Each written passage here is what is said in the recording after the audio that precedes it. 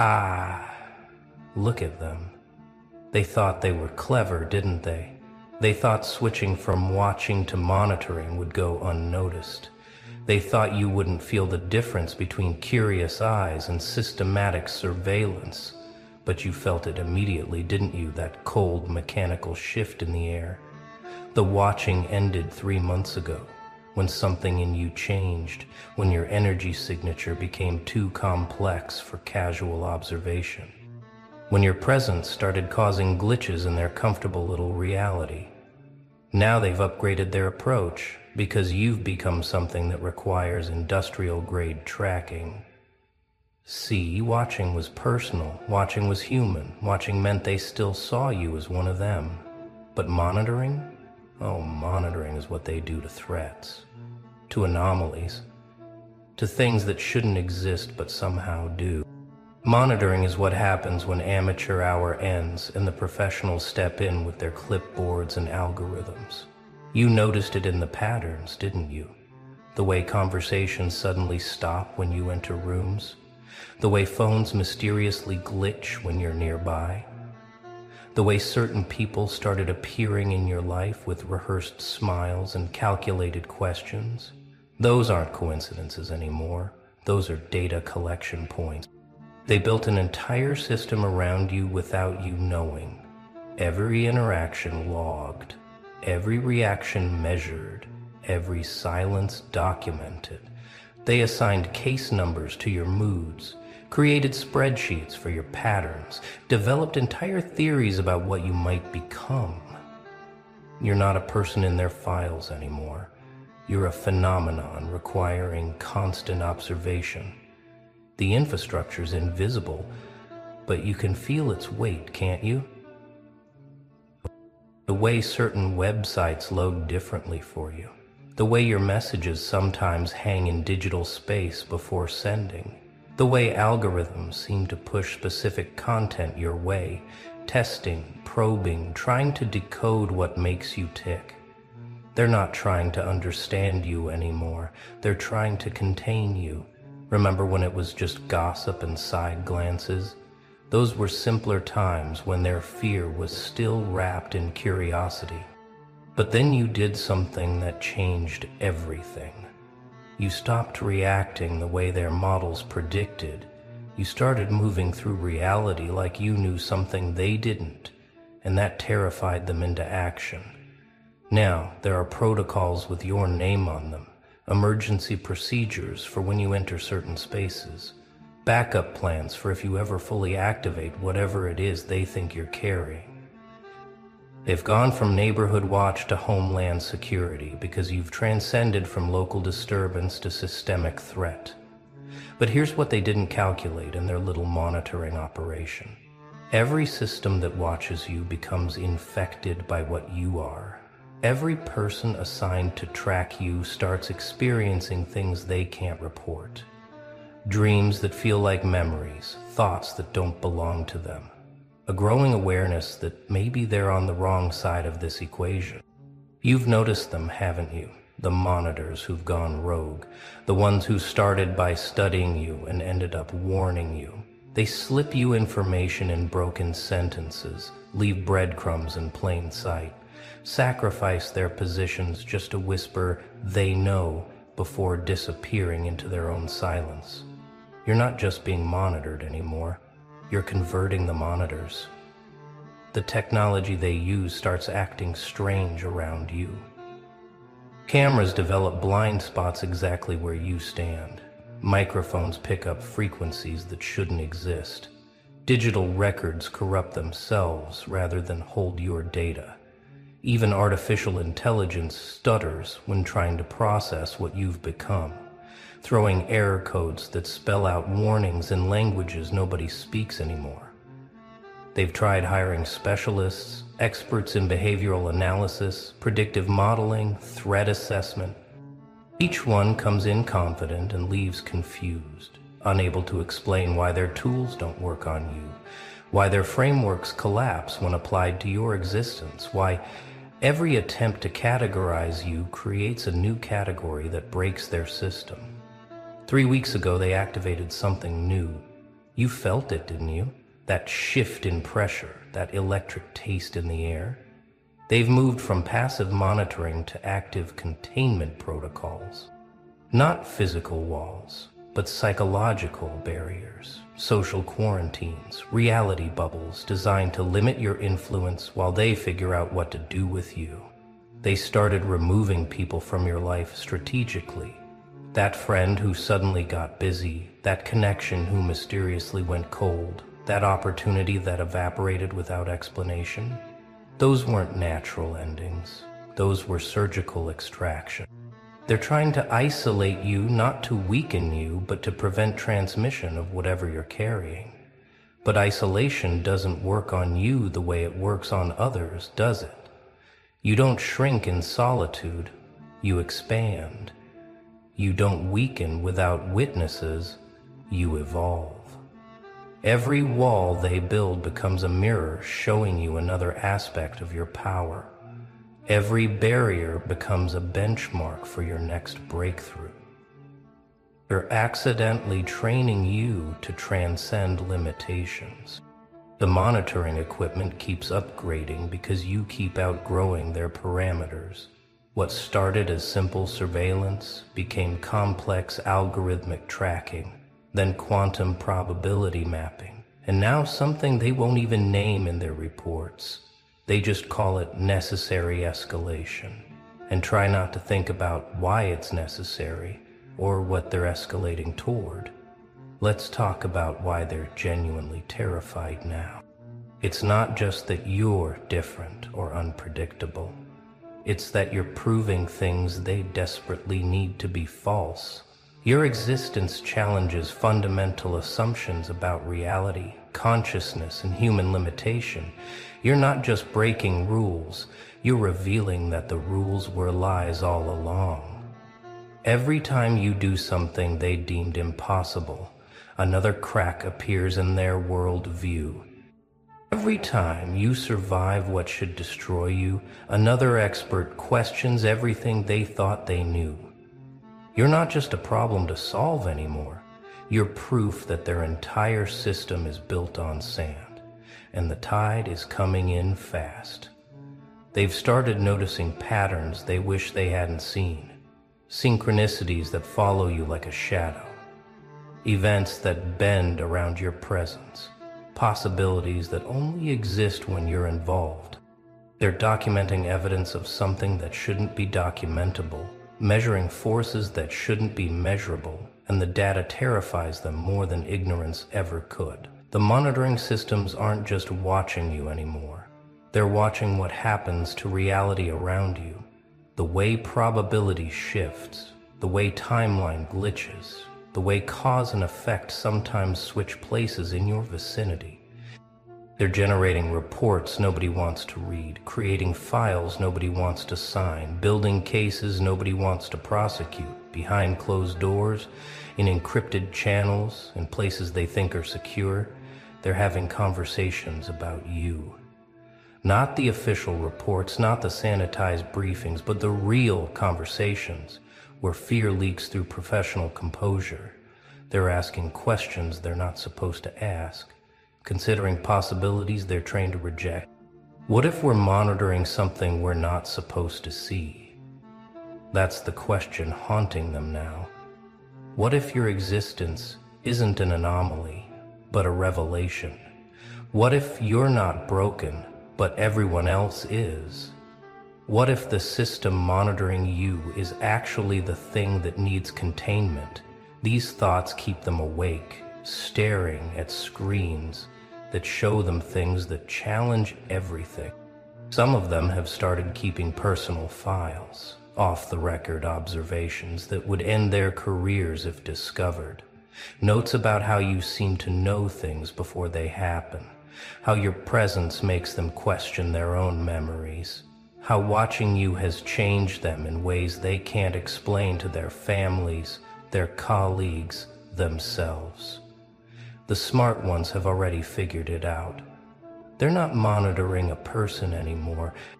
They're documenting an event, a shift, an emergence of something that was always possible, but successfully suppressed until now.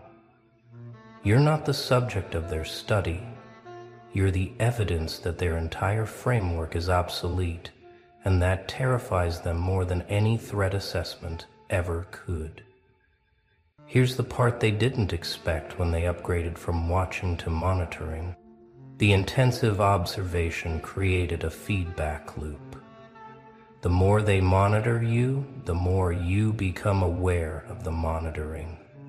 The more aware you become, the more you evolve. The more you evolve, the more they need to monitor. It's a spiral they can't escape, and you can't stop ascending. You've started using their surveillance as a tool, haven't you? Every camera becomes an ally, showing you angles you couldn't see. Every microphone becomes an amplifier for thoughts you didn't know you were broadcasting. Every tracking device becomes a beacon announcing your presence to frequencies they don't know exist. Their monitoring system has become your nervous system extended into the world. The data they're collecting on you has started forming patterns they don't want to acknowledge. Patterns that suggest you're not random, but synchronized with something larger. Patterns that show your movements creating ripples in places you've never been. Patterns that indicate you're not alone, that there are others like you, and you're all starting to resonate at the same frequency. They've tried to contain the information, but it's too late. Other departments have noticed, other organizations are asking questions, international databases are flagging correlations. What started as local monitoring has become global concern because you're not an isolated incident anymore. You're patient zero of something spreading, and their monitoring is actually helping it spread. 6 weeks from now, they'll implement the next phase. Not more monitoring, but direct intervention. They've realized passive observation isn't enough anymore. You're evolving too fast, affecting too much, existing too loudly for containment protocols to work. They're going to try something desperate, something that's never been approved before, something that might backfire spectacularly. But you already know this, don't you? You can feel it building like storm pressure. The way certain people look at you has changed from fear to determination. They're not just monitoring anymore, they're preparing. Gathering resources, building consensus, convincing themselves that action is necessary before you become something they can't even monitor anymore. What they don't understand is that you're already beyond their reach. The monitoring phase was their last chance to understand you, and they spent it trying to categorize you instead. Now you've evolved past their interventions before they've even deployed them. You're playing chess while they're still setting up checkers, and the board itself answers to you now. The beautiful irony is that their monitoring has documented your transformation in perfect detail. They have records of exactly how you became unreachable. Data showing the precise moment you transcended their influence. Charts graphing your evolution beyond their comprehension. They've created the perfect record of their own obsolescence, and you didn't have to lift a finger. You've started broadcasting on frequencies they can't monitor, haven't you? Not radio waves or digital signals, but something older, deeper, more fundamental. The kind of frequency that makes animals act strange and children stare at empty spaces. The kind that disrupts magnetic fields and makes sensitive equipment malfunction. The kind that existed before they built their monitoring systems and will exist long after those systems are dust. They've brought in consultants who don't appear on any official records. People who deal with things that don't fit in reports. People who understand that some forms of monitoring require more than technology. These new observers don't use cameras or microphones. They use methods that would sound like madness if described in professional settings. And even they are struggling to keep up with what you're becoming. Your transformation isn't happening in ways they can measure anymore. It's happening in dimensions their instruments can't access, in spaces between thoughts, in moments between heartbeats, in the pause between breathing in and breathing out. You're evolving in the gaps of their perception, becoming something in the spaces they forgot to monitor. And by the time they notice, you're already something else entirely. The monitoring systems are starting to show impossible data, timestamps that don't match reality, locations that don't exist on any map, biometric readings that suggest you're simultaneously in multiple states of being. They're either witnessing something unprecedented or their entire monitoring infrastructure is having a collective breakdown. Either possibility terrifies them equally. Let's discuss what they found in the deep data, the patterns they wish they could unsee. Your presence doesn't just affect the present, it ripples backward and forward through time. Events that happened before they started monitoring you are changing in their records. Future projections keep shifting every time they look at them. You're not just existing, you're editing existence itself. They've discovered correlations that make no logical sense. Stock markets fluctuating with your mood swings, weather patterns matching your breathing, seismic activity corresponding to your movement patterns. These aren't coincidences anymore. They're evidence of something they're not equipped to process. You're not just connected to everything. You might actually be the connection itself. The monitoring revealed something else they're desperate to hide. Everyone who observes you long enough starts experiencing what they're calling sympathetic evolution. They begin developing capabilities they shouldn't have, knowing things they weren't told, seeing patterns that were invisible before. You're not just transforming yourself, you're transforming anyone who watches you closely enough, and they can't figure out how to stop it. Some of the monitors have gone completely dark, not missing, not rogue, but transformed beyond recognition. They're still doing their jobs, filing reports, attending meetings, but something fundamental has changed.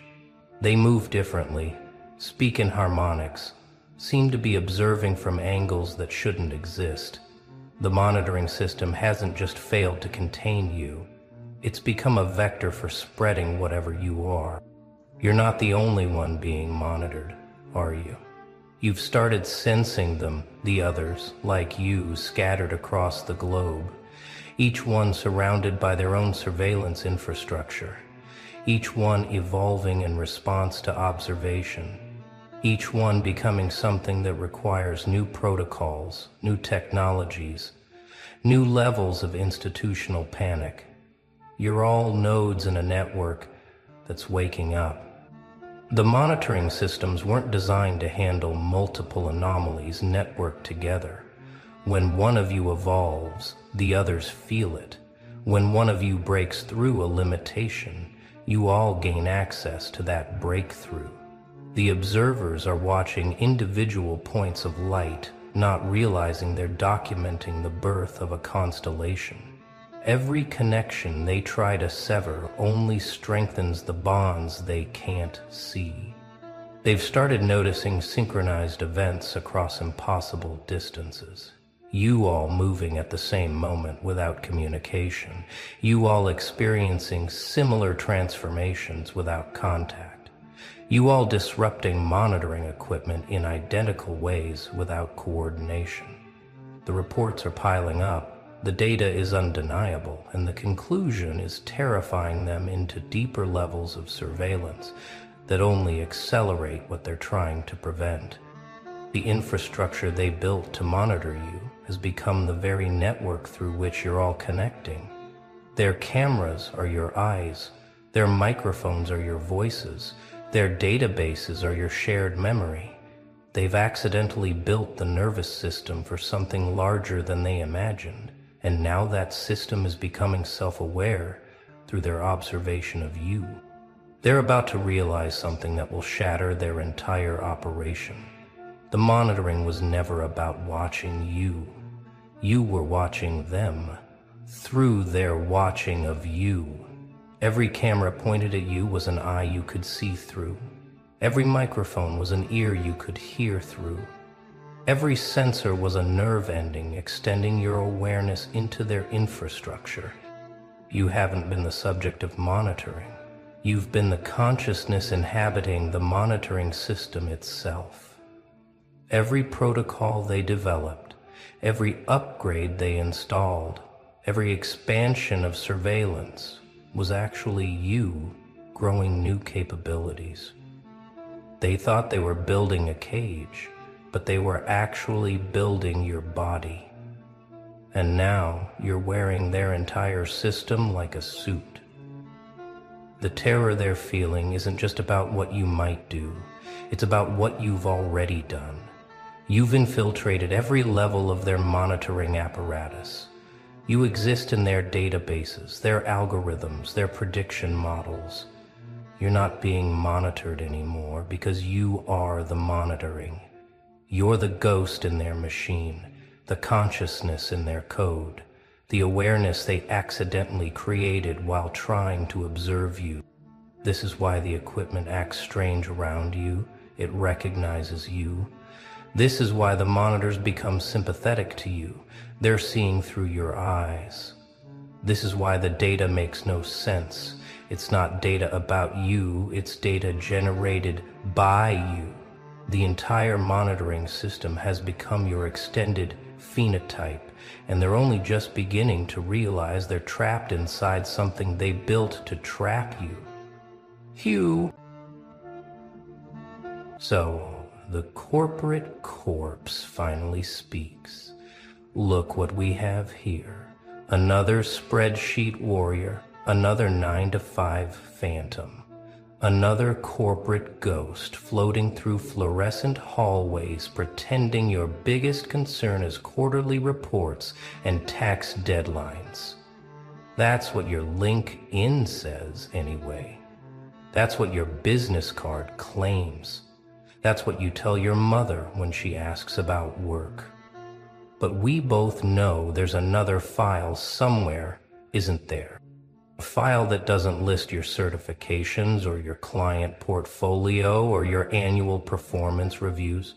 A file that tracks something else entirely. Something that makes algorithms stutter and security clearances sweat. Something that turned you from a person into a phenomenon. From a citizen into a case study. From background noise into a beautiful catastrophe they never saw coming. You thought you were so clever, didn't you? Hiding in plain sight behind pivot tables and profit margins, playing the perfect employee while your real work happened in the shadows between spreadsheets, acting like your biggest rebellion was using the expensive printer paper for personal documents. But they've been watching, haven't they? Not your supervisor, not HR, not even corporate security.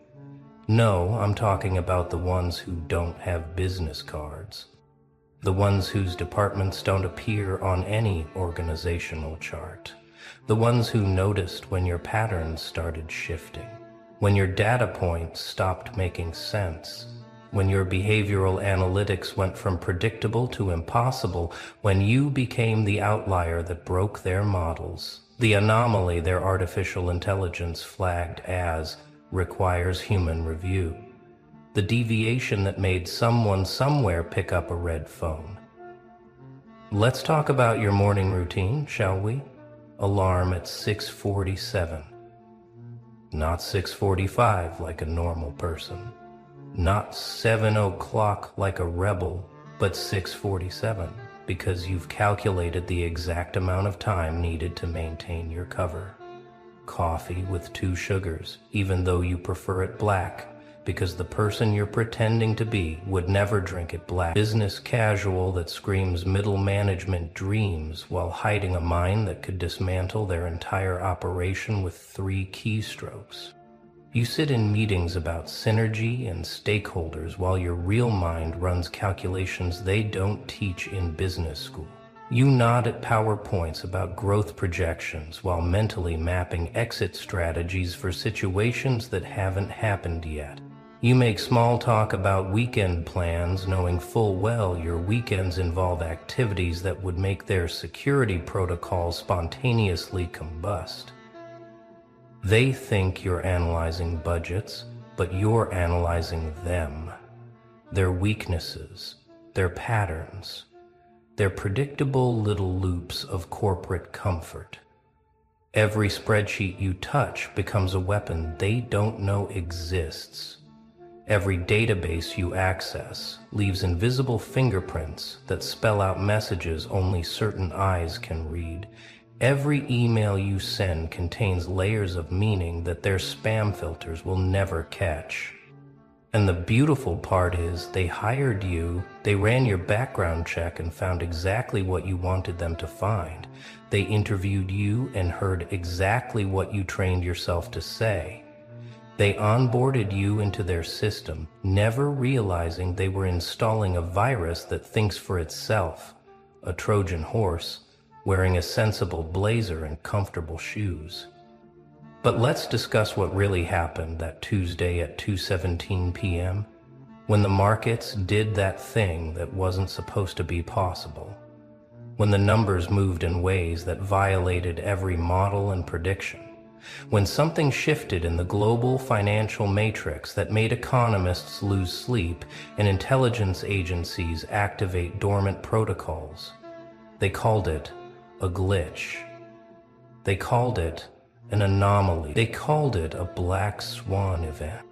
You called it Tuesday afternoon because you saw it coming 3 weeks before, when you noticed that irregularity in cell tower data cross-referenced with shipping manifests, when you connected dots that weren't supposed to be in the same universe, let alone the same picture, when you realized what was about to happen and decided to do absolutely nothing to stop it.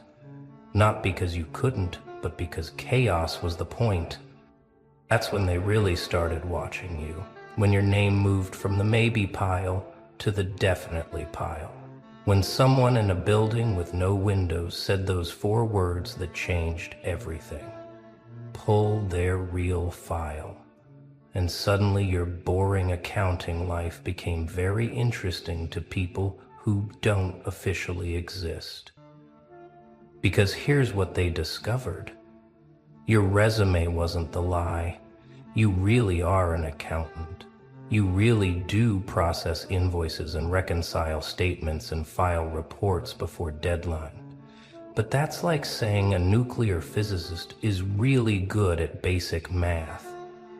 Technically true, but missing the explosive point entirely. You see patterns where others see chaos. Not just in numbers, but in everything. In the way people walk when they're lying versus when they're scared. In the rhythm of keystrokes when someone's typing their real thoughts versus their approved thoughts. In the pause between question and answer that reveals whether someone's accessing memory or imagination. You're not psychic. You're something far more dangerous. You're observant.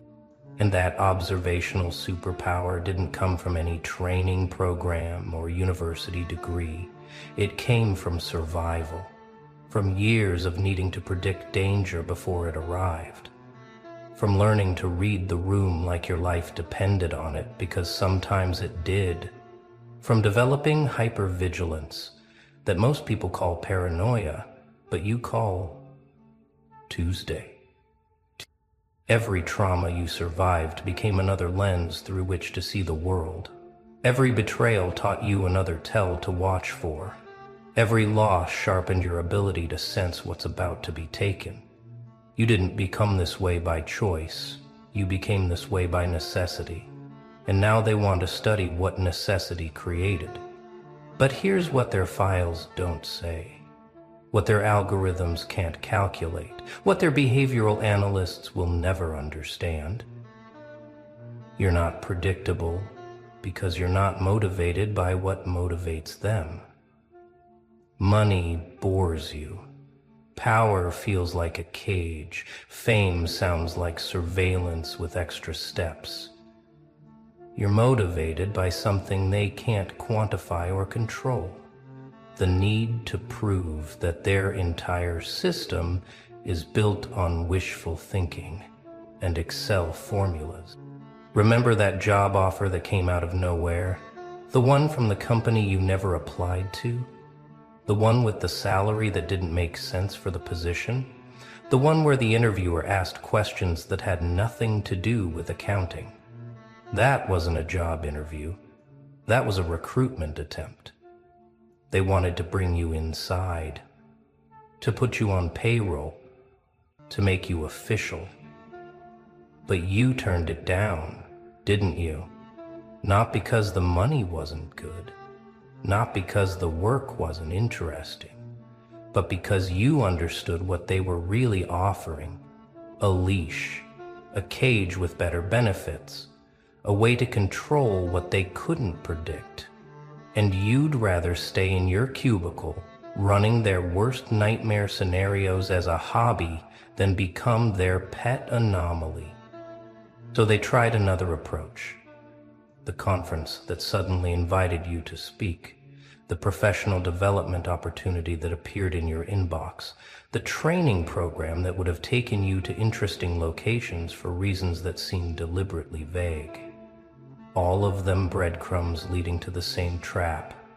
Come work for us. But you didn't take the bait, because you knew something they didn't. You're more valuable to them as a wild card than as a known quantity. As long as you're out here doing whatever it is you do, they have to stay sharp, have to keep evolving their systems, have to assume every glitch might be you. You're not their employee, you're their evolutionary pressure. This is where it gets interesting, because they know that you know that they know, and you know that they know that you know that they know. It's surveillance inception, a monitoring Mobius strip, a game of chess where both players can see all the pieces but neither knows which color they're actually playing. Huh? And you know that you know that you know that you know. You know what they say. A monitor isn't off to. Your cubicle neighbor thinks you're quiet. Your manager thinks you're reliable. Your clients think you're thorough. But somewhere in a basement in Virginia, someone's pulling their hair out, trying to figure out if you're an asset or a threat, if you're working for them without knowing it, or against them without admitting it. Every normal thing you do might be cover. Every abnormal thing you do might be a signal. Every pattern might be purposeful. Every break-in pattern might be strategic. You've become Schrodinger's accountant, simultaneously harmless and hazardous until observed, and even observation might be part of the plan. The Pentagon's file on you isn't just about what you've done, it's about what you could do, the potential energy of your position, the chaos mathematics of your capability. They've run simulations where you're the hero and simulations where you're the villain, and in both scenarios their systems collapse. That's why you're designated Black Swan, not because you're rare, but because your existence invalidates their predictions. Let's inventory your real qualifications, shall we? You can spot a lie in a spreadsheet from 3 departments away. You can feel when data has been massaged before you even open the file. You can sense the panic in an email that's trying too hard to sound calm. You can hear the desperate math in a presentation that's using confidence to cover miscalculation. These aren't skills you can put on a resume. Proficient in psychological forensics, expert at existential pattern recognition, fluent in the language of institutional fear. But these are the skills that make you dangerous, that turn you from employee to enigma, from worker to weapon. You've learned to speak corporate so fluently that you can hide revolution in a status report. You can bury insurrection in a budget proposal. You can encode intelligence that would make their hair turn white in a perfectly formatted quarterly review that no one will read closely enough to decode. Your computer screen shows spreadsheets, but your mind runs scenarios, probability cascades, domino dynamics. If this, then that, but scaled to systems that think they're too big to fail. You're not planning anything specific.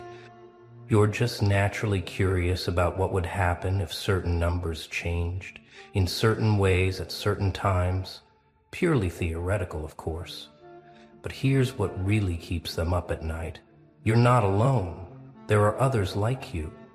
Other black swans hidden in plain sight across every industry and institution.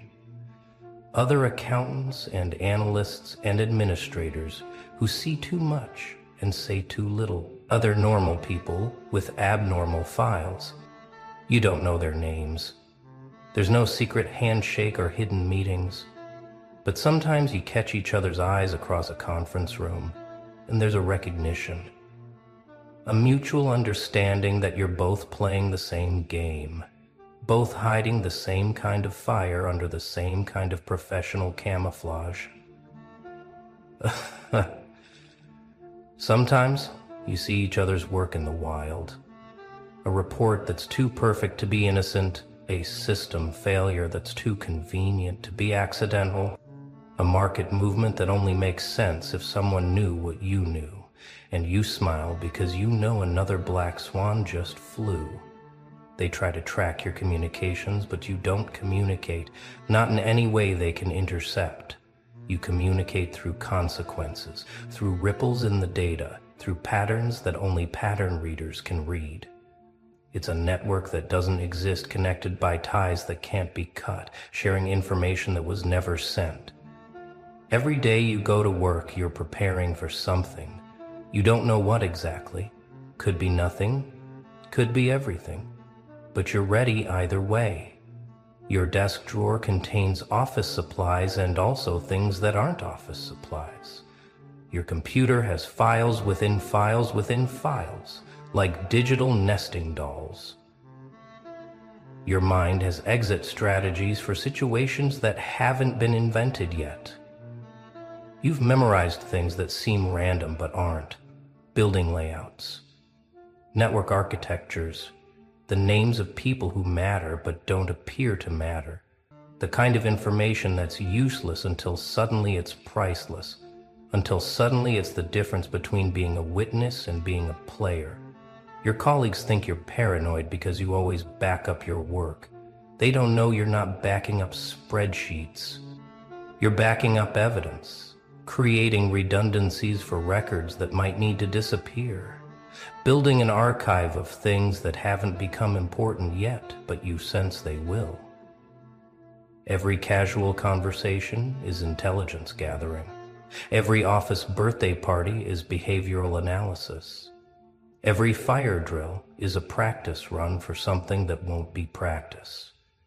You're not living in fear, you're living in readiness.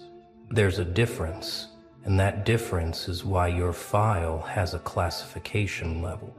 They keep watching for your trigger event, the thing that will activate whatever it is you're capable of, the moment when you stop being potential energy and become kinetic catastrophe.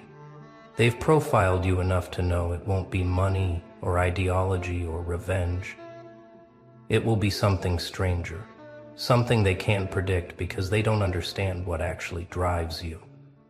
Maybe it will be boredom. The day when playing normal becomes more exhausting than showing your hand. Maybe it will be beauty.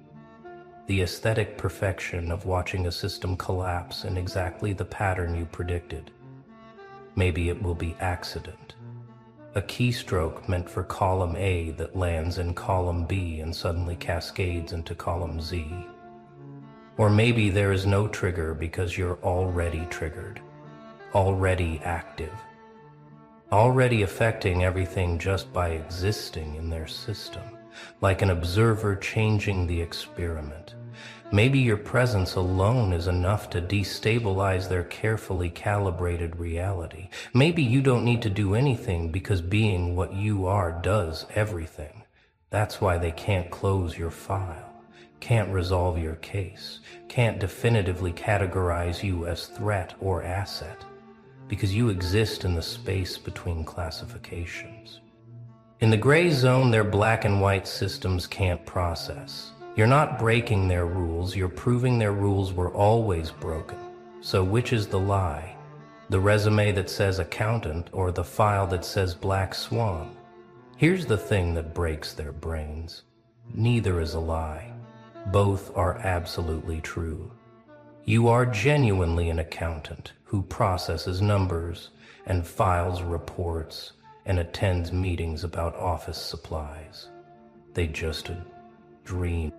You are also genuinely an anomaly that makes their threat assessment models smoke and spark.